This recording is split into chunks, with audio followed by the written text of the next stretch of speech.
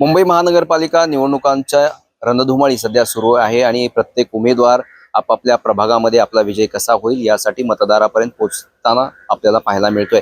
मी सध्या प्रभाग क्रमांक 170 मध्ये या ठिकाणी अपक्ष उमेदवार सोनाली म्हात्रे हे निवडणुकीच्या रिंगणात उतरलेत। मॅडम, काय सांगाल, निवडणुकीच्या रिंगणात उतरलेला आहात, कशा प्रकारचा प्रतिसाद, कसा प्रचार कसा सुरू आहे ते सांगा। प्रचार एकदम जोरदार चालू आहे माझा। कारण आपण पक्षाचं काम याच्या आधीही केलंय। मी दोन्ही निवडणुकाला प्रत्येकाच्या दारात दारात जाऊन आम्ही कामं केलेली आहेत। पॅम्पलेट्स वाटणं म्हणा, एरियामध्ये जाऊन अगदी गल्लोगल्ली जाऊन मी याच्या आधी लोकसभा आणि विधानसभा सभेला काम केलेलं आहे। त्यामुळे आता सध्या मी उभी आहे, अपक्ष जरी असले तरी माझ्या अंगात तोच जोश आहे जो मी त्या निवडणुकांना त्या उमेदवारांसाठी करत होते। अगदी छान प्रचार, अगदी, आणि लोकांचा रिस्पॉन्स पण खूप चांगला येतोय। काय काय मुद्दे घेऊन तुम्ही मतदारामध्ये जाताय? काय या प्रभागामध्ये मुद्दे आहेत जे की मतदारांना आवडत आहेत, तुम्ही जे सांगतायत ते? या प्रभागात महत्वाचे मुद्दे म्हणजे इथे वॉटर लॉगिंगचा प्रश्न आहे। मी आता ज्या एरियात उभे आहे तिथे पाऊस पडल्यावर वॉटर लॉगिंग होतच। प्लस माझ्या इथे सबवे आहे जो जोडतो ईस्टर्न एक्सप्रेस हायवेला, जो जोडतो एव्हराड नगरच्या सोसायटीला। तर तिकडे बरेच सिनियर सिटीजन्स आहेत आणि त्यांना नेहमी, अगदी पावसाळा नसला तरी त्यांना प्रॉब्लेम होतो। तिथे पाणी असंही येतं कारण खारपुटी गटर ते जॉईंट आहे, त्यामुळे पाणी असंही तिथे येत असतं। तर माझा मुद्दा तो महत्वाचा आहे की तिथे सबवेची गरज नाहीये। सबवेचं बरेचदा डागडुजी केली जाते, तिथे पंप जॉईंट केले जातात, तिकडचं पाणी बाहेर फेकलं जातं। पण त्याच्यावर कायमचा जो उपाय आहे ते तिकडे फुट ओव्हर ब्रिज बांधणं। का फुट ओव्हर ब्रिज, जसं आपण सायनला बघताय, सायनचा जो सिग्नल आहे तिथे फुट ओव्हर ब्रिज बांधला गेलाय, तिथे एस्केलेटर लावलंय, पण त्याचा काही उपयोग करत नाहीये। पुन्हा त्या ब्रिज तिथे क्रॉस करताच आहेत सिग्नलवर लोक, पण आपल्या इथे त्याची खूपच गरज आहे। पण एक कसं होईल की एक्सिलेटरमुळे सिनियर सिटीजन आहेत त्यांना चढणं उतरणं अगदी सोयीचं होईल। प्लस हा जो वॉटर लॉगिंग सबवेमध्ये होतोय, जो कायमचाच प्रश्न आहे, पाऊस असो किंवा नसो, तिथले लोक त्रस्त आहेत। त्यांनी मला तेच सांगितलं की आमच्यासाठी काहीतरी करा। मग तो मी मुद्दा एक पुढे घेतलेला आहे, वॉटर लॉगिंगचा पुढे घेतलाय, आणि मी घरोघरी गल्लोगल्ली जाऊन प्रचार करते। अगदी छोट्या छोट्या निमुळत्या गल्ल्या जिथे मी असा विचार करते लोक कसे राहत आहेत तिथे।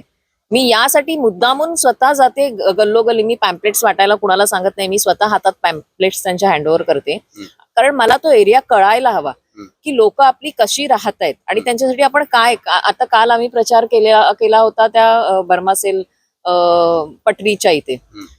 तिकडची लोक आहेत, उमेदवार तुम्ही त्यांना वोटिंग वगैरे करतायत, मग त्यांच्यासाठी तुम्ही सुविधा का देत नाहीये? तिकडचं नाला बघितला, त्या नाल्यामध्ये प्रचंड घाण आहे। त्या नाल्यामध्ये लोक पडून मेलेली आहेत, तिकडच्या लोकांनी मला सांगितलंय। पण मी विचार करते की इथला जो लोकप्रतिनिधी आधीचा होता त्याने काय केलंय? म्हणजे फक्त वोटसाठी तुम्ही जाताय त्या लोकांकडे? मग तुम्ही घरोघरी घुसून तुम्ही बघा ना, गल्ल्या गल्ल्यांमध्ये काय हालत आहे। पाण्याची समस्या आहे लोकांना, कचऱ्याचे ढीग पडलेले आहेत जागोजागी, ह्या समस्या आहेत, निमुळत्या गल्ल्या आहेत, लोक कसे राहत आहेत। SRA मध्ये लोकांनी म्हणजे रिडेव्हलपमेंट यासाठी पण मी प्रयत्न करणार आहे। मला असं वाटतं की जशी मी राहते तशी माझ्या एरियातली लोकांनी राहावं। महाविकास आघाडीची म्हणजे ही जागा आहे ती शरद पवार गटाला गेलेली आहे। त्यानंतर तुम्ही ठाकरे गटाचे अनेक वर्ष पदाधिकारी होता, शिवसेनेचे पदाधिकारी होता। तुम्हाला अपक्ष म्हणून निवडणुकीच्या रिंगणात उतरल्यानंतर पक्ष तुमच्यावर बंडखोरीचा ठपका ठेवत तुम्हाला पक्षातून बाहेर काढलं। काय एकूणच वाटतं, जर समजा तुम्ही पक्षात असता, पक्षासोबत असता, तर ही निवडणूक तुम्हाला सहज सोपी गेली असती? अगदी अगदी, कारण आम्ही आता प्रचार करतोय, लोक आम्हाला मशालचे उमेदवार म्हणूनच ओळखतात।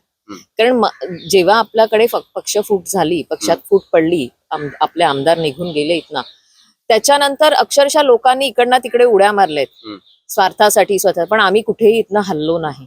आम्ही आमच्या पक्षाचं जे चिन्ह आहे मशाल, ते घराघरात पोहोचवलंय। अनेक कार्यक्रम घेतलेत लोकांसाठी, सिनियर सिटीजनसाठी। आताच ह्याच्या आधीच इलेक्शन डिक्लेअर होण्याच्या आधीच मी वह्या वाटप केले, त्यावरही माझं मशालचं चिन्ह आहे। म्हणजे मशाल आम्ही घराघरात पोहोचवलेली आहे लोकांच्या। त्यामुळे लोक आम्हाला विचारताना म्हणतात, अरे तुम्ही अपक्ष? म्हटलं आम्ही, आपला इथे उमेदवार नाहीये। शेवटच्या क्षणाला, जोपर्यंत माझं नाव होतं, शेवटच्या क्षणाला जेव्हा युती झाली शरद पवार गटाबरोबर, तेव्हा ही तिकीट त्यांना गेलेली आहे। आणि मला असं वाटतं की मी इथे काम केलेलं आहे, लोक मला ओळखतायत, त्यासाठी मी हा निर्णय घेतलेला आहे. मला कुठलीही राजकीय पार्श्वभूमी नाही आहे आमची. आम्ही लोकांमध्ये जाऊन काम केलेले लोक त्या कामामुळे आम्हाला ओळखतात आणि त्या कामाची ओळख आपल्याला पुढे न्यायची आहे. जर काही कारणासाठी आपल्याला सत्ता हातात असणं खूप गरजेचं असतं लोकांची कामं करण्यासाठी. मग त्या दृष्टीने मी हे करते आहे सगळं. पण, तुम्ही अपक्ष म्हणून निवडणुकीच्या रिंगणात होता, प्रचार करताय, तर दुसरीकडे एकेकाळी ज्या शिवसेनेमध्ये मध्ये तुम्ही होतात त्याच शिवसेनेचे अनेक शिवसैनिक शरद पवार गटाचे जे उमेदवार आहेत त्यांच्या प्रचाराला पाहायला मिळत आहेत आणि इथली जी जागा आहे ते अनेक वर्ष राष्ट्रवादी काँग्रेसचा बालेकिल्ला राहिलाय.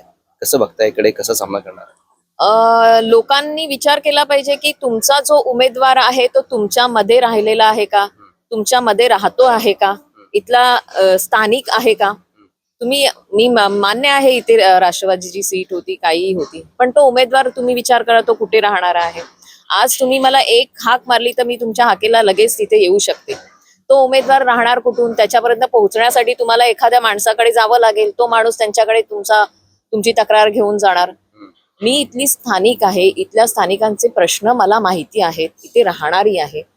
त्यामुळे लोकांनी हा विचार करावा की आपण कोणाला निवडून देणार आहोत आणि कशासाठी देणार आहोत. विजयाची एकूणच किती हमी आहे तुम्हाला? मी 100% गॅरंटी देऊ शकते, कारण लोक माझ्या बरोबर आहेत. कारण जनशक्ती ठरवते की कोणाला मत द्यावं. हे आपण जे उमेदवार आहेत, जे उभे आहेत त्यांना निवडून देणारी लोक ही आपलीच आहेत. जर लोक मला ओळखतायत, माझा चेहरा जर लोकांमध्ये जातोय, आणि आताही मला जर मशाल असती तर मला एवढी मेहनत करण्याची गरज नव्हती, पण आता मला एवढी मेहनत घ्यावी लागते, पण त्या मेहनतीला नक्कीच यश येईल. मी घरात जाते, दरवाजात जाते, तिथे जाऊन भेटते तिथल्या लोकांना, आणि त्या निमित्ताने मला तिथले प्रश्न पण कळतायत लोकांचे. धन्यवाद तुम्ही आमची संवाद साधल्याबद्दल. हे होत्या स्वप्नाली म्हात्रे. मी गुणवंत नांगर, DRV न्यूज, मुंबई.